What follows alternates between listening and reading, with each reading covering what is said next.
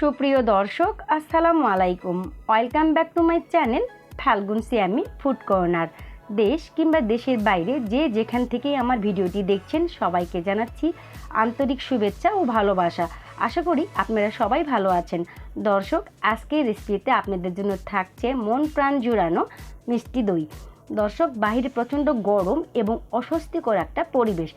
এই পরিবেশে আপনাদের জন্য আমি যে ডেজার্টটি তৈরি করব অবশ্যই সেটা জনপ্রিয় এবং দেশের সবাই চিনে সেই দই, বগুড়ার দই।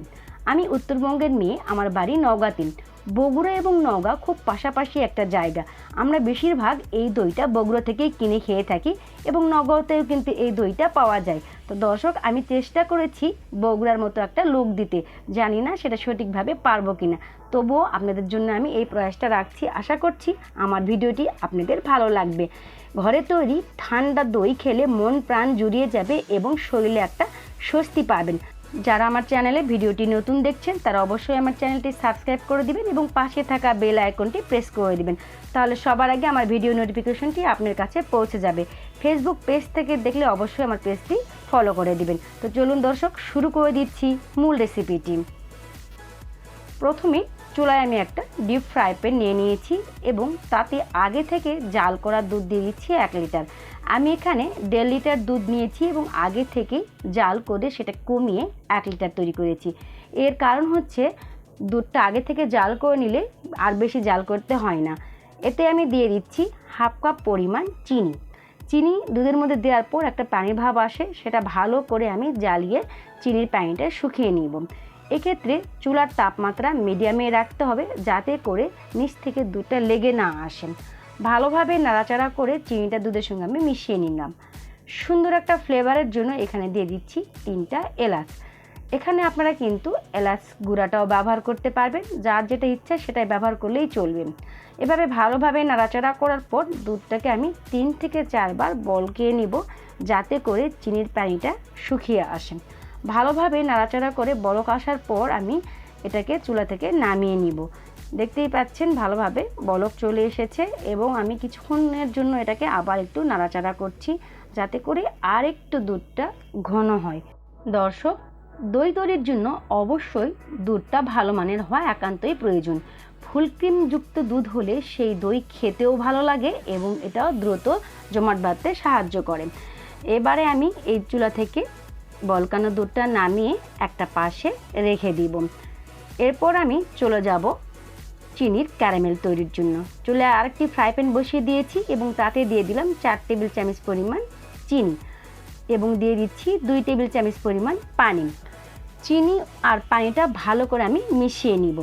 এক্ষেত্রে চুলার তাপমাত্রা মিডিয়াম লোতে রাখতে হবে। আস্তে আস্তে নাড়াচাড়া করে পানি এবং চিনিটা ভালোভাবে আমি গলিয়ে নিব।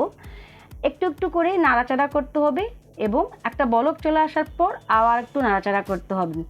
ক্যারামেলটা কিন্তু খুব বেশি ব্রাউনি করব না, মোটামুটি একটা ব্রাউন কালার হয়ে আসলে আমি চুলা থেকে নামিয়ে নিব।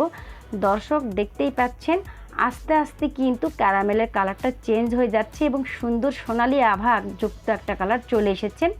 এ পর্যায়ে আমি চুলার তাপমাত্রাটা একেবারেই কমিয়ে দিব এবং লাস্ট পর্যায়ে আমি তাপমাত্রাটা বন্ধ করে দিব।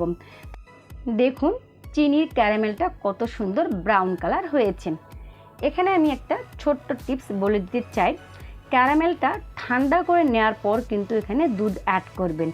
গরম ক্যারামেলে দুধ অ্যাড করলে অনেক সময় সেটা ছানা কেটে যায় এবং দুধটা ফেটে যাওয়ার সম্ভাবনা থাকে। এর আগেও আমি 2 বার তৈরি করেছিলাম। গরম দুধে ক্যারামেল দেওয়ার পর দেখতে পাচ্ছিলাম যে দুধটা ছানা কেটে গেছে এবং দুধটা নষ্ট হয়ে গেছে। তাই আমি এখানে ক্যারামেল ঠান্ডা হওয়ার পর দুধটা দিয়েছি এবং এই পর্যায়ে আবার চুলার তাপমাত্রা মিডিয়াম লোতে রেখেছি এবং আস্তে আস্তে একটা পাচুলা দিয়ে নাড়াচাড়া করে ভালোভাবে গলিয়ে নিচ্ছি। দর্শক, দেখতেই পাচ্ছেন একটু শক্ত হয়েছে, কোনো সমস্যা নেই। যখন তাপমাত্রা ভালোভাবে হবে তখন কিন্তু এই ক্যারামেলটা ভালোভাবে গলে যাবে। ভালোভাবে গলে যাওয়ার পর একটা বলক চলে এসেছেন। এখানে আমি অ্যাড করে দেব সেই ঘন দুধটা। ভালোভাবে নাড়াচাড়া করা হয়ে গেলে এবার আমি এখানে সেই দুধটাই অ্যাড করে দিচ্ছি। ঘন তরল দুধটা আমি অ্যাড করে দিয়ে সুন্দরভাবে নাড়াচাড়া করব যাতে করে ক্যারামেল মিশ্রিত দুধ এবং জাল করা দুধ ভালোভাবে এখানে মিশানো হয়। এরপর আমি একটা সুন্দর মতো বল তুলে নিব একটা বা দুটো বলক তুললেই হয়ে যাবে, বেশি ঘন করার দরকার হয় না। দুধের পরিমাণটা একটু পাতলা থাকলে ভালো, বেশি ঘন করলে দইটা একটু আঠালো হয়ে যায়। তো দেখতেই পাচ্ছেন সুন্দরভাবে এখানে বলক চলে এসেছে। এ পর্যায়ে আমি এই দুধটাকে চুলা থেকে নামিয়ে একটা পাশে রেখে দিব। এবার আমি এখানে অ্যাড করব সেই দই বীজ। এখানে আমি 1 কাপ মিষ্টি দই বীজ নিয়েছি। এই দই বীজটা ছিল বগুড়ার দই। আমি বগুড়া থেকে দইটা কিনে এনেছিলাম। কিছুটা খাওয়ার পর আমি ভালোভাবে এটা সংরক্ষণ করেছিলাম। এই দই থেকে আলগা পানিটা আমি ঝরিয়ে নিয়েছি। এবার একটা হ্যান্ড উইক্স দিয়ে ভালোভাবে দইটাকে ফেটিয়ে নিচ্ছি, যাতে করে এই দইটার ভিতরে কোনো গুটি লাম্পস না থাকে। যত ফেটাবেন দই কিন্তু তত সুন্দর মসৃণ হবে। এবার একটা পাশে আমি রেখে দিচ্ছি। এবার ক্যারামেল মিশ্রিত দুধটা কেমন গরম সেটা আঙ্গুল চুবিয়ে আমি আপনাদেরকে দেখিয়ে দিচ্ছি। আঙ্গুলটা সহ্য করে এরকম গরম অবস্থায় কিন্তু আপনারা সেই দই বীজটা এখানে অ্যাড করে দিবেন। গরম বেশি দিলে কিন্তু এখানে দইটা জমবে না, আবার খুব বেশি ঠান্ডা দিলেও কিন্তু দইটা এখানে জমবে না। তাই উষ্ণ তাপমাত্রায় আপনার আঙ্গুল সহনীয় অবস্থা থাকবে, সেরকম অবস্থায় দই বীজটা এখানে আপনার অ্যাড করতে হবে এবং ভালোভাবে সেই দই বীজটা ক্যারামেল মিশ্রিত দুধের সঙ্গে মেশাতে হবে, যাতে করে ভালোভাবে মিশে যায় এবং ফেনা ফেনা ভাবের একটা সৃষ্টি হয়। আমরা সবাই জানি বগুড়ার দইয়ের উপরে কিন্তু একটা ফেনা ফেনা ভাব থাকে। অনেকে জানি যে উপর থেকে ঢালার পর এই ফেনা ফেনা ভাব সৃষ্টি হয়। আমি একটা হ্যান্ড উইক্স দিয়ে এভাবে নাড়াচাড়া করে সেই ফেনা ফেনা ভাবটা সৃষ্টি করেছি, আপনারা দেখতেই পাচ্ছেন। এবার আমি দইটা একটা মাটির পাত্রে বসিয়ে নিব। তো আমি এখানে একটা মাটির পাত্র নিয়ে নিয়েছি। এই মাটির পাত্রটা আমি একটু চুলার উপর রেখে উষ্ণভাবে গরম করে নিয়েছি, যাতে করে দইটা আমার ভালোভাবে বসে যায়। এবার আমি ক্যারামেল মিশ্রিত সেই দুধের মিশ্রণটা এখানে দিয়ে দিচ্ছি। আপনারা কিন্তু মাটির হাঁড়ি ছাড়াও অন্যান্য পাত্রে এই দইটা বসাতে পারবেন। তো দর্শক, আমার এখানে দেওয়া হয়ে গেছে। এবার এরই একটা ঢাকনা দিয়ে আমি ঢেকে দিচ্ছি। আমার ঘরের এই স্থানটাই গরম। এবার আমি একটা মোটা ওড়না দিয়ে ঢেকে দিলাম। তারপর আমি একটা মোটা চাদর দিয়ে ভালো করে চারপাশ থেকে মুড়িয়ে ঢেকে দিব, যাতে করে দইয়ের ভিতরে কোনোভাবে বাতাস প্রবেশ করতে না পারে।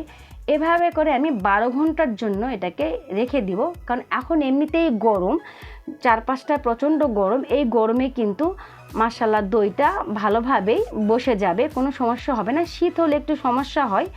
আর একটু বেঁচে গিয়েছে, সেটা আমি স্টিলের ছোট একটা মগে নিয়ে নিয়েছি। এটা একটা ঢাকনা দিয়ে এভাবে মুড়িয়ে একটা পাশে এটাও জমার জন্য রেখে দিব। দর্শক, ফিরে এলাম 12 ঘন্টা পর। দেখি দইটা জমেছে কিনা। মনের মধ্যে একটা ভয় কাজ করে, অনেক পরিশ্রম করার পরও দেখা যায় অনেক সময় দইটা কিন্তু জমে না, তখন কিন্তু খুব খারাপ লাগে। তো দেখি আমার দইটা জমেছে কিনা। আশা রাখছি আমার দইটা জমে যাবে।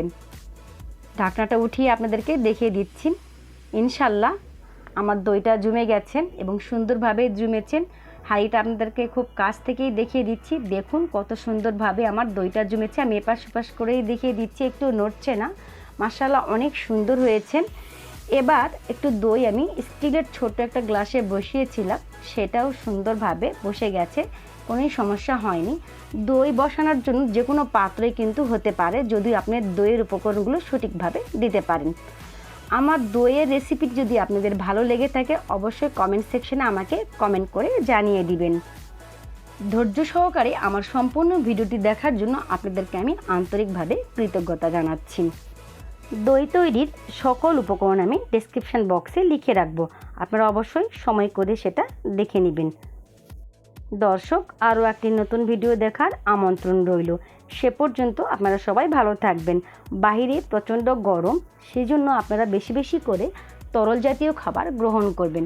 নিজের প্রতি যত্ন রাখবেন এবং বাসার ছোট এবং বড়দের প্রতি অবশ্যই যত্নশীল হবেন।